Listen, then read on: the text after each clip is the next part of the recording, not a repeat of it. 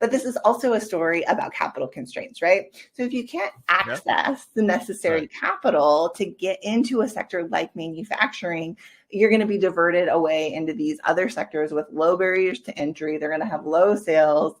You're not going to have the access to wealth accumulation that you would in some of these other sectors. And so the cycle perpetuates. And so all of this is connected. We choose these sectors with lower barriers to entry. They're going to earn lower sales over time. The businesses are going to be smaller. That oftentimes means they're going to be less resilient to economic downturns, so more challenged when we go into something like a pandemic. And these it's a perfect storm of challenges. It's going to keep business owners from reaching their full potential.